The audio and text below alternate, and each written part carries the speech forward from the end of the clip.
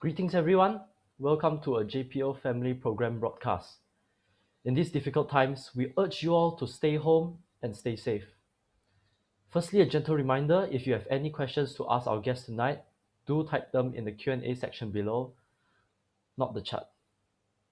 Alright, now do allow me to introduce our accomplished guest.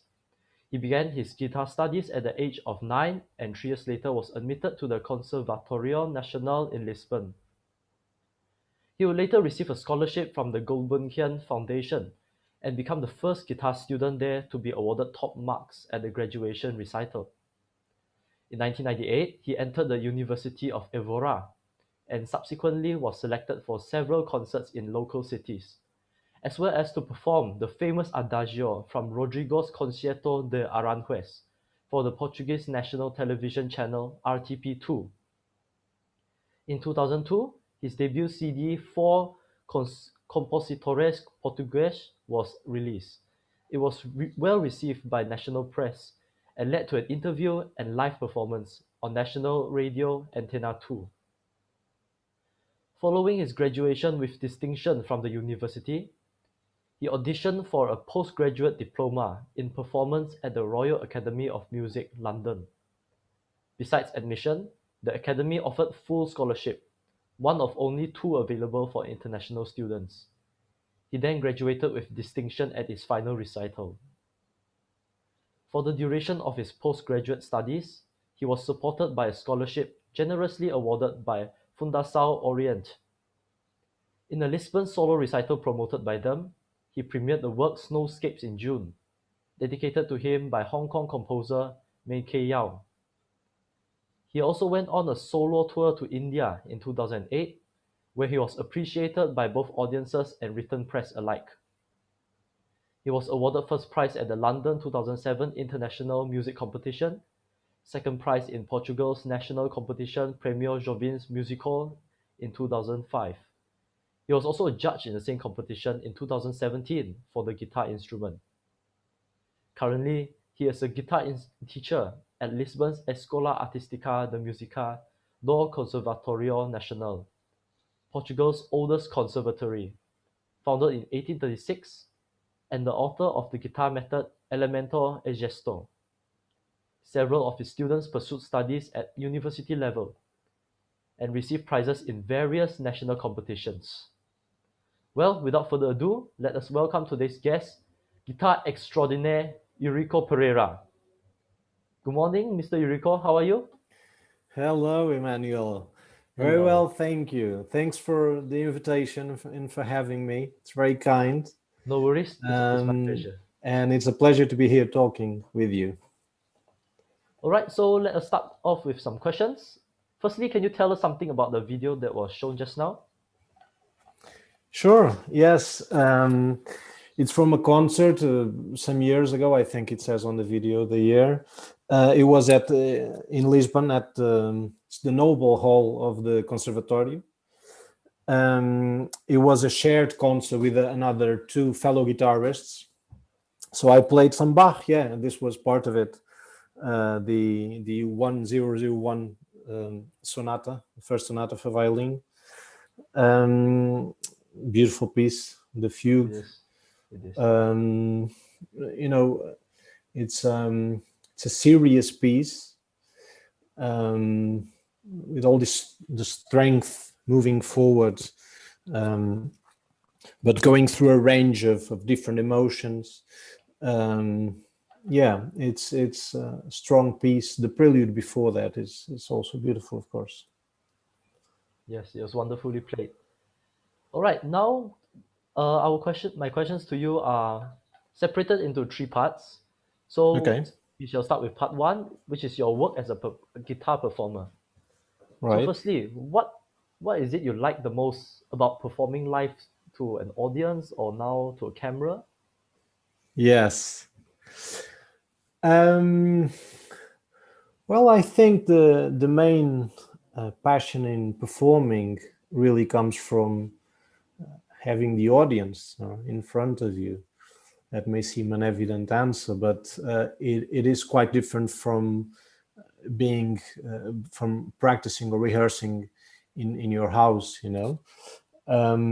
When you're preparing a piece, you're interpreting it, you're seeing what it means to you.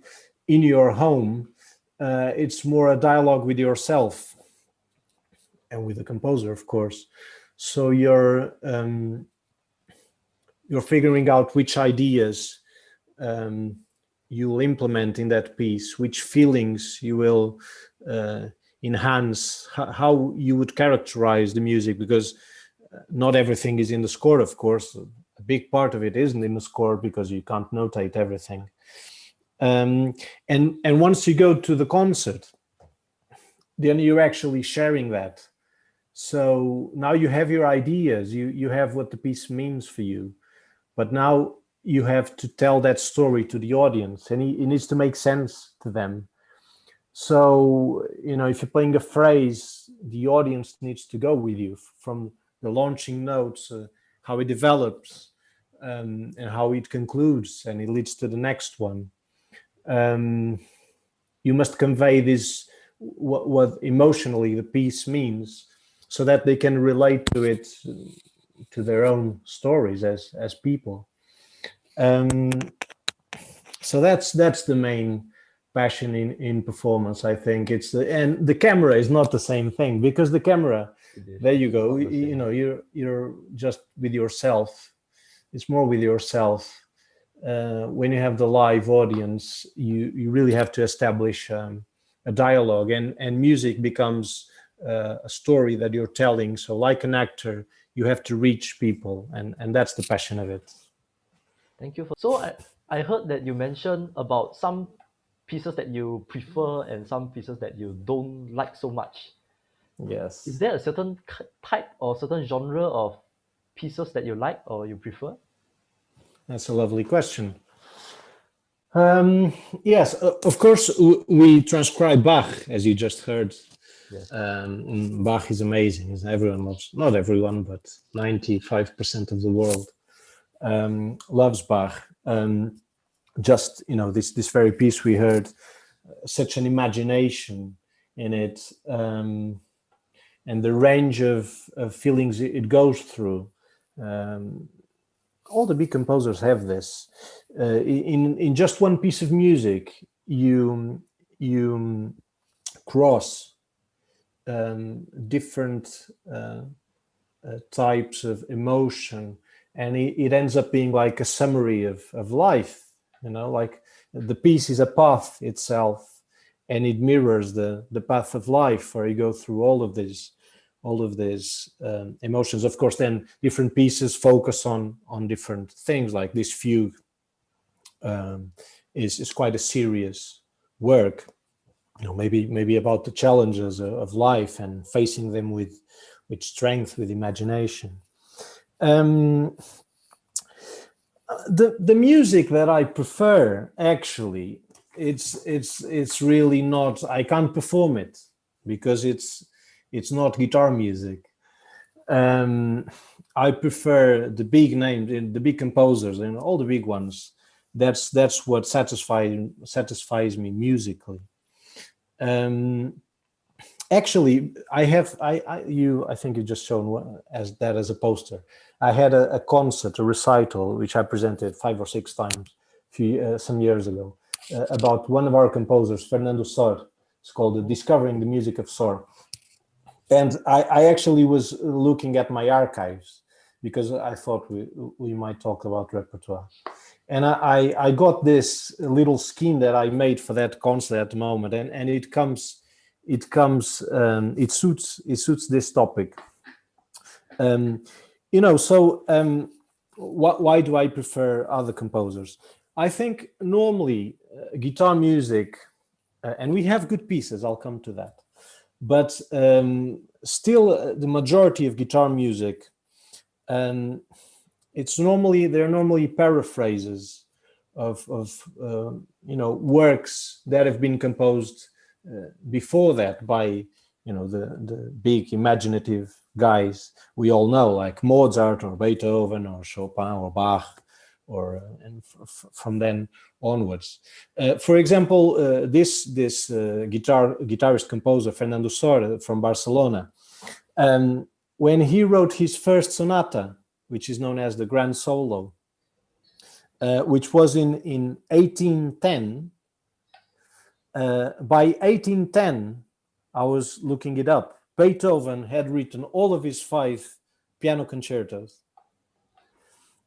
He had 6 symphonies already, including, the revolutionary 5th and the 6th. It's also, I think they're all revolutionary, but the 6th is revolutionary in another way. He had the violin concerto. He had already 26 of his piano sonatas. And these are really deep works of music.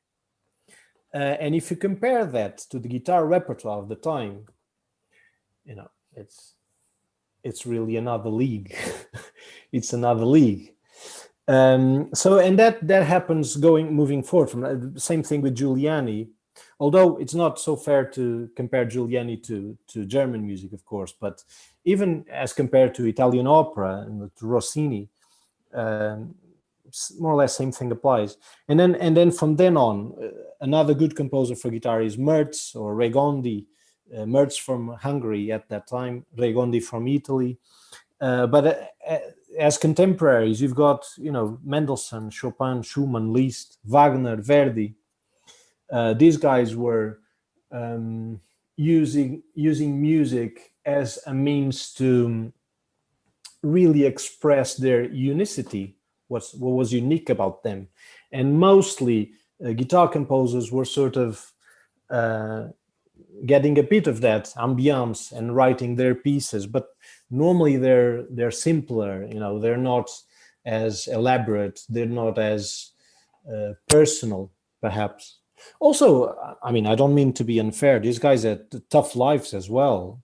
Regondi had terrible life. He was, as a kid, his mother left him, and then he also played also the concertina, like a small accordion.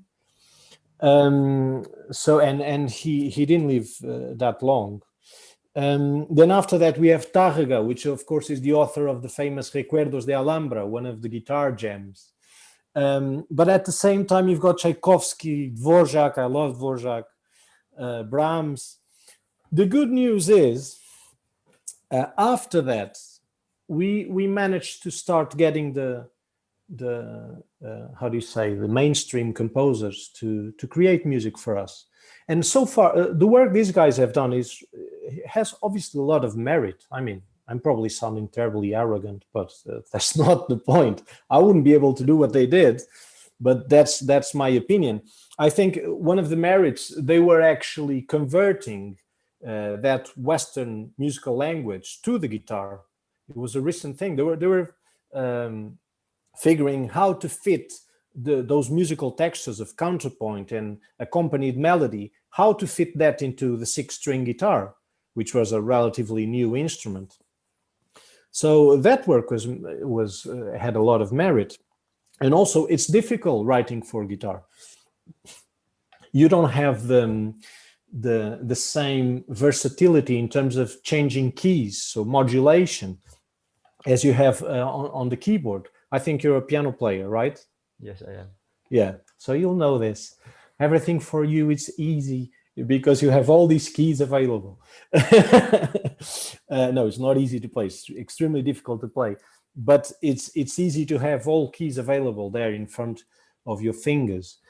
And it's not a coincidence that all great composers have a keyboard formation, have a keyboard education. It helps you understand music more easily than other instruments. So from then on, we had Villa-Lobos, I think, is a great composer. I like playing him very much. Villa-Lobos from Brazil. Also Manuel Ponce from Mexico. He has some good pieces, although I think he perhaps devoted a bit too long writing in the style of other composers, but that also was what famous guitarist Segovia asked from him. Then we have a piece by Manuel de Falla. We don't have anything by Debussy or Stravinsky, unfortunately. Julian Bream, a guitarist who made incredible work commissioning new pieces, he tried to convince Stravinsky, but he wasn't successful. But we have a piece by Falla. Then we have a piece by Benjamin Britten, one of our gems in the repertoire, Nocturnal after John Dowland. Other English composers, Barclay, Walton. This was all a fabulous initiative by Julian Bream. In Portugal, we have some great music from the same generation by Lopes Graça, Fernando Lopes Graça. And then after the next generation, we have music by Henza, by Takemitsu, Luciano Berio, Pierre Boulez, of course, the very iconic piece of the 20th century, Le Marteau sans Maître, has guitar in it, the chamber piece. We have our very own Leo Brouwer from Cuba, quite a unique composer with his language. He has influence of popular Cuban music, but that is not something that it's not a problem, of course, and he uses it very well. And most of the young generation is composing for guitar. Actually, you had Meike Yao, the composer, and my friend in the show, I think 2 weeks ago, and she has written for guitar as well. So yes, I think the good news is the guitar has always been a bit marginal and perhaps catching up, with other instruments. That's also due to the fact that it was out of the conservatoires. It was not an instrument that could be taught alongside the piano, the violin, the cello, bel canto, singing, and all that. So it was apart. And as the instrument started having a place in schools, I think also that helped to raise the level of musical culture. That certainly was my case. I mean, if I hadn't had the chance to study at the conservatoire, how many years would it take me to learn so much as I learned there? So yeah, and to finalize this very long answer, I'm sorry. Okay. So my favorite music is, your favorite music probably is the great symphonies, the great piano sonatas, string quartets, opera, some opera. I prefer instrumental music generally, but of course opera is wonderful, and especially if you see it live. But then we can't play it on the guitar, so we have nice pieces. They're well crafted, and I like playing them. But it's more as an instrumentalist, because as a musician, I prefer listening to the mainstream repertoire, I suppose we can call it. All right. Thank you for that insightful explanation. Now, can I ask you about your favorite moments in your long, illustrious career as a musician? Oh, I think that's perhaps a bit of an exaggeration. My favorite moments would be, I think, playing with an orchestra, being a soloist with an orchestra. That's just wonderful. I've done it only 3 or 4 times. I think I've done the Aranjuez twice and the Castelnuovo Tedesco Concerto in D once, when I was in London. That's lovely because, well, it's linked a bit with what we were just talking. It's bigger music. You have more things happening. It requires further development from the composers. They have to, because they're longer pieces, they have more instruments they have to use. So it's interesting music, and then you're still the soloist, so you're still the driving force, perhaps, or the driving energy of the music that's happening. I think those were my favorite moments so far. Okay, now let's look forward, and can we discuss on your future projects or future aims that you plan to do in the future? Yes. Well, in the short, medium term, I would like to do a second recording of a CD. The only CD I have, the compact disc from 2002, I think. Oh, that CD you mentioned from the biography, Yes. of course, because those most of those pieces were dedicated to me. It was a big honor, and I would like to, to have a new go at them now with all these decades that have gone past. I find it one of the most amazing things is to revisit pieces. It's amazing what time does to you and the accumulated experience. And so, I mean, of course, there's the paradigmatic example of Glenn Gould's two Goldberg variations recordings when he was younger and then when he was older. And so that's one of the projects I would like to. I would also like to extend this Fernando Sor project I was telling you about, and possibly doing some recording of it, because I think I could have some things to say in that repertoire, perhaps enhancing more its classical nature. There was a critic at the time that famously said that Sor was guitar's Beethoven, but I don't think I agree with that, having studied his biography, and I think his guitar's Mozart. I think he's much closer to Mozart than to Beethoven. I don't really find links between him and Beethoven. I might be wrong, of course, but of course, so I would like to explore this classical elegance in his pieces, the balance, the valuing those charming details, because he has some charming pieces. I mean, they're just 60 years late, so to speak. So valuing these charming details. So that will be another project I would have. Yes. Okay, all the best for you. I wish you all the best. Thank you. I hope it goes well. Okay, now let us move on to part two, which is regarding the innovative technique for improved phrasing, which is the Pereira technique. Yes. Okay, can you explain it in more detail and how you came about it? Yes.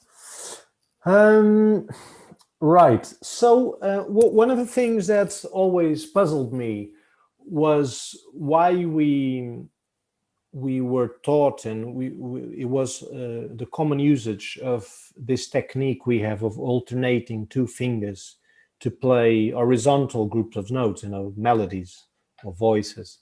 Our principle is to alternate fingers. That's what we learn since kids. And that's what these, Fernando Sor, Mauro Giuliani guys were doing as well. It might be a tradition that comes from before them, from the Baroque guitar. I'm not sure about that. But that's certainly what we learn still, 200 years after? Yeah, 250 years afterwards. And I didn't quite understand the logic of it. I mean, I was questioning the logic of it, and so I started exploring, and so I've created this concept that you would use all of the fingers. So if you have a phrase of one note, I can actually just quickly explain with the guitar. Sure. So if you have a phrase of one note, you'd use one finger. For example, this one. Oh, I can't balance this. Wait. Like this. If you have phrases of two notes, you'd use two consecutive fingers. That is the alternation bit. It could be these two or any two. If you had phrases of three notes, you'd use three fingers. And phrases of four, you'd use four consecutive fingers. And phrases of more notes, which are the most part of them, aren't they? You would, because we don't have more fingers, regrettably, I would love to have 20 fingers in one hand. Then you would go the other way around. So So this is quite innovative because it's not used this way. Because what I found was that using just two fingers, I think it creates, even if you practice a lot, I realize this more when I compare techniques. It creates small cycles of two notes, you know, para, para, para, para, para, para, para. And if you have a phrase that is not organized in groups of two, then that doesn't match. So the technique is to try to find a match between the horizontal group of notes, the melody, the phrase that the composer created, and the way that you will play it with your fingers. That is the Pereira technique. It is a bit frustrating sometimes because I have nearly no feedback about this from colleagues, some commenters, but normally people focus a lot in the fact that I'm using this finger because this finger is not used in classical guitar. People just play with these four fingers. But the technique is not just about using one more finger. It's creating a logic, creating a concept of using the fingers in accordance to musical writing.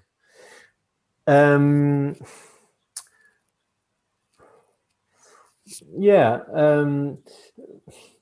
that's the main explanation. I'm not sure I was clear. All right, interesting. What you actually showed me just now is quite interesting. Thank you. And then now, I would like to ask you about the guitar method Elemento is Gesto. Actually, I searched that on Google, and then there's a website, and then I also saw your face there with some explanation, which sadly I couldn't understand. It was in Portuguese. And then for that, I would like to ask, when and why did you plan of creating this method of your own? It really wasn't that planned, actually. It was after I started teaching, it sort of came naturally. I must say that I was really very influenced, and I was so lucky to receive this influence from British, I think in particular English guitar teachers. When I was there, that's when I started teaching more seriously, and I learned so much from people like Colin Arenstein, Richard Wright, and other and some guitar how do you say, well, methods. They're not really methods, but like Peter Nuttall's The Guitarist Way, that's a guitar method. Also John Compton's series of pieces. So I was really influenced by this, and I was invited for a concert. You also show that poster at the European Guitar Teachers Association. And that's when I start diving into this world of teaching, and especially teaching beginners. And that really became a passion. So I've been using these methods of them. And then naturally, I started having some ideas, things that perhaps I think I could complement those methods with. And that's how my one came about. I remember that one of the principles I got this was mainly from Colin Arenstein's teaching, was that it was really good to have variety in the lesson, because our primary goal is to have students passionate about it, not being bored. So he had different sections in his lessons, even group lessons. He managed to do that. Also, a very important book was ABRSM's, how's it called? Guide to Music Teacher? Music Teacher's Companion. That's an excellent book as well. And so one of the things that I was doing, so I had this repertoire by these British methods, but I was also doing another section in the lessons with exercises that I created myself in order to but also both to get to the pieces, get the gestures that students needed to reach the pieces, but also for the sake of variety. And I started combining those exercises with the teaching of musical elements, like what's the interval, what's an interval, what's a musical bar, what's the tonic, what's a modulation, what's harmony, what's an original and a variation. I found that it was interesting to teach kids, small kids, 6-year-old, 7-year-old, what these things were. And it was possible because these things are normally only taught later. But yeah, I thought that I realized I could teach them that much earlier, and they would love it because they would understand how music worked. It was like a Lego, it was like playing. If you see, oh, here's the composer has used the notes in this way, and the next phrase he's varying it this way. He's changing the rhythm, but the pitches are the same, or the other way. And the bar, the musical bar, the time signature rather, it's like it's your first rhythmic gesture. The way you use the pulse and harmony. In this guitar method, I explain harmony as a cloud of sounds, and the kids play all of the strings, and they do get it. So that's how it came about. With these exercises, and then that was the first edition of the method. And then the second edition came out recently, and I thought, well, why do I not compose actual pieces? So now I have both the exercises and the pieces as original material. And it's been fun doing it. All right, interesting.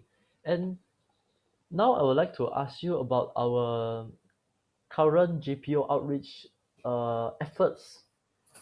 And because you mentioned just now that you also taught children, and I think we all can agree that children also they also should get the right to be able to have access to music, and which is in harmony with what JPO Outreach is doing, which aims to provide access to music for underprivileged children.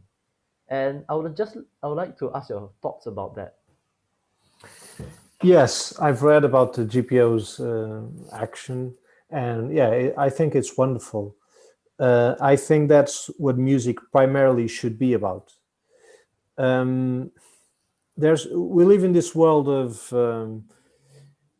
comparison and competition, but that's not the primary goal of perhaps of anything. Certainly not of music. I think music is a way to develop a child sensitivity, intelligence, agility, just to be able to contact with beauty in this abstract way of sound. So it really is a gift.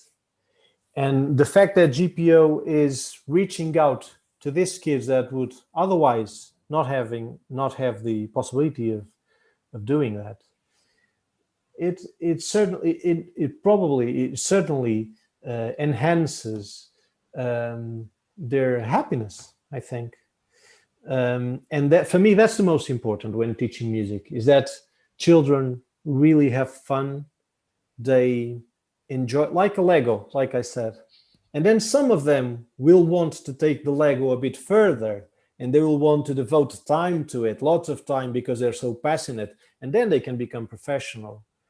But everyone should have the opportunity to play with this Lego, to develop their own emotions, and music allows you to do that. So it's a wonderful program. I was really, really impressed to read. Thank you for your words of encouragement. Now we will be moving on to our Q&A section. We actually have quite a number of questions from YouTube.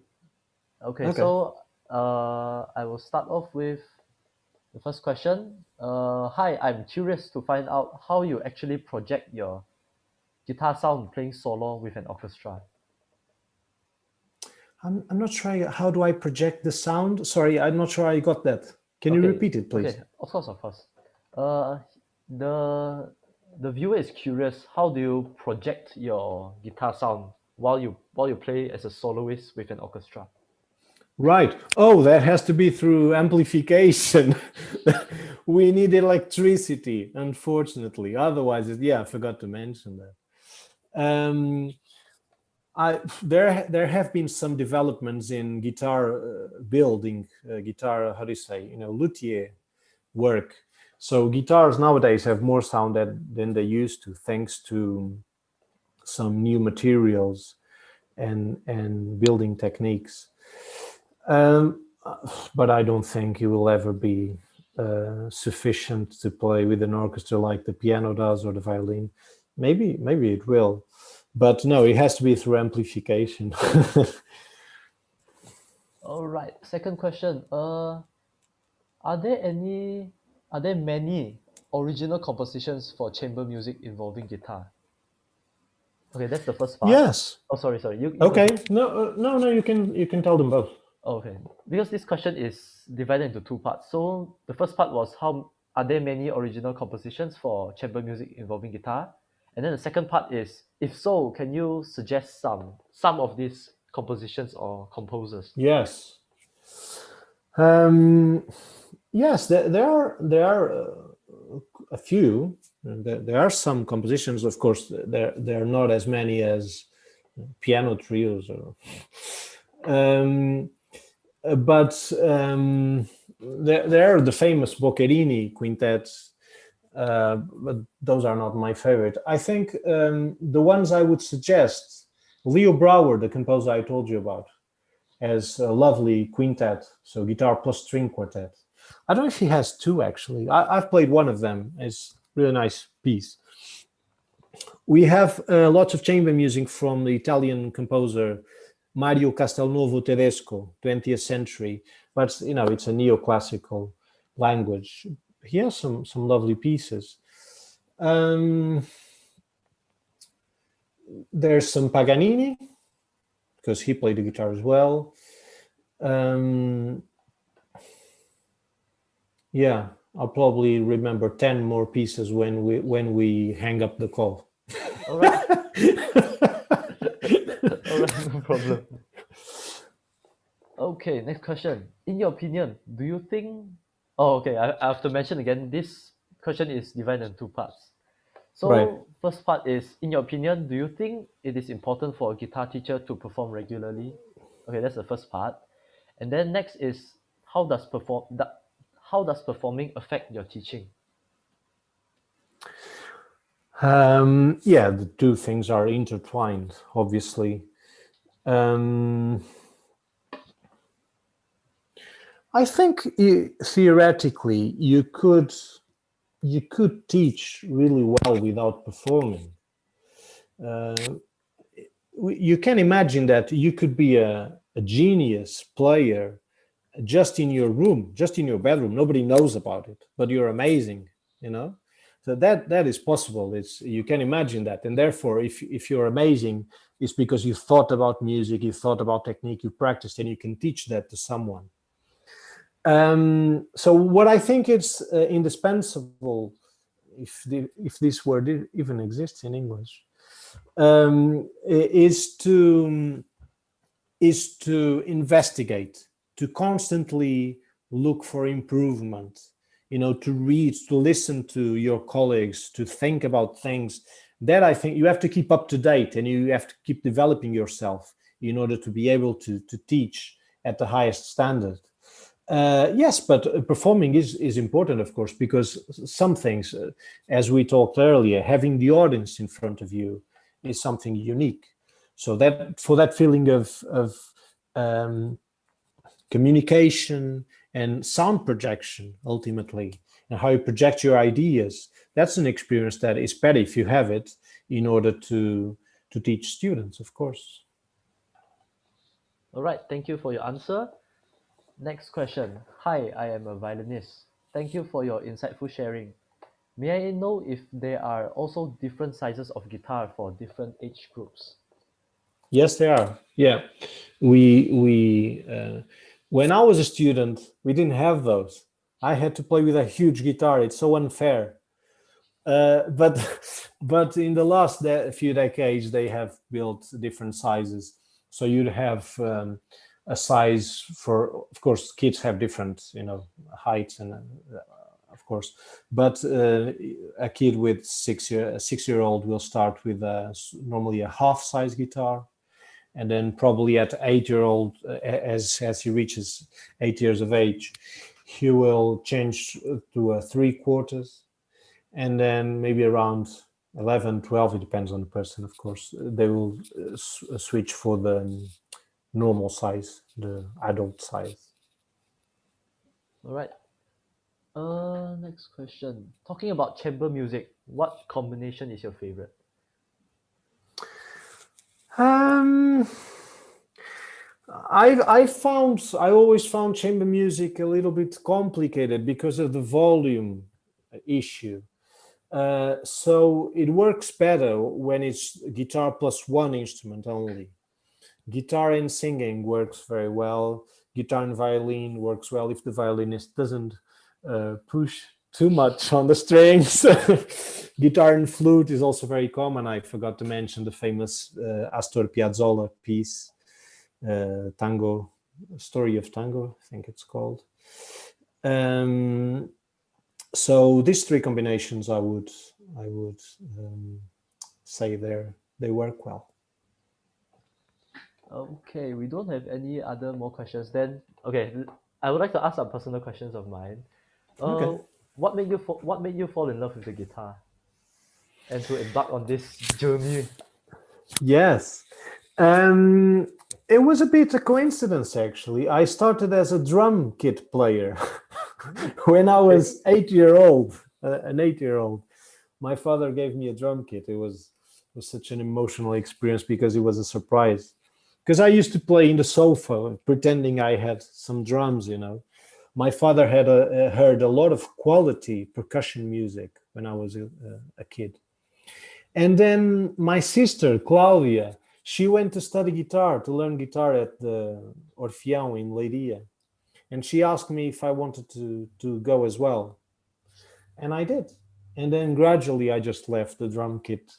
I abandoned percussion in a cruel manner, and I devoted myself just to guitar and became more and more of a passion, and it's this life project, not just it's the guitar, but it's music, really. It's music through the guitar, of course.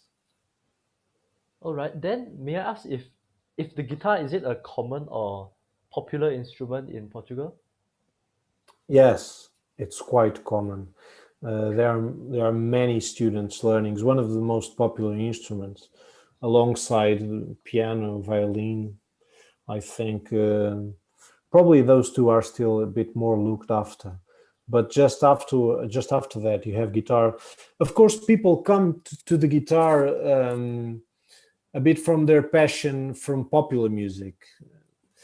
It's still an instrument that is very much connected to popular playing, and that's where it came from as well. I mean, that's these guys I talked earlier, Sword, Giuliani. These guys had musical education, but the guitar was played outside, and mostly as an accompaniment instrument. Playing strumming chords to songs and things like that. So it's still a bit the context nowadays. So because of that, also I try to, as I teach the repertoire, the classical repertoire, I always leave room for the free piece, as I call it, which is each student may select any piece of music freely. It could be from the radio, the television, or something they heard. It could be classical music, of course, or from a video game or whatever. They can say anything they want to learn, and then I try to adapt it to guitar and to beginner level. I've developed 3 techniques of doing that. one just playing the bass, simply adapting the melody of the song. You can use the capo to transpose it on the guitar, or then just simplified chords, strumming just 3 strings to accompany your singing. And that's a way to reach their musical taste as well. Normally that works well because you can cross the areas, and from popular music they will learn things that of course apply to classical music, and obviously the reverse happens as well. Okay, thank you for that. All right, now due to time constraints, we'll be ending now. Please check the link Okay. at our Facebook page to tune in, or if you want to watch the program again, you can go to our YouTube channel. All right, thank you for all your questions. I hope you got the answer you wanted. And before we end, please allow us to join our hearts in prayer to end tonight's program. Please pray in whatever faith you believe in regarding this pandemic. Okay, and I shall lead the prayer. Father God, we commit this current situation into your hands. We pray by your grace that you will stop the spread of this pandemic, protect the frontliners, protect the people that are working to stop it, protect us, the people, and also we pray for your mercy to be upon us. Thank you, Lord, and in the name of Jesus I pray, amen. Okay, a big thank you for all the audience members who participated, and to our guest, Mr. Eurico. For Thank myself, you very much, Emmanuel. It was a pleasure. It was my pleasure. It's my pleasure to have this conversation with you. And with It that, was lovely. bye. Bye. Goodbye.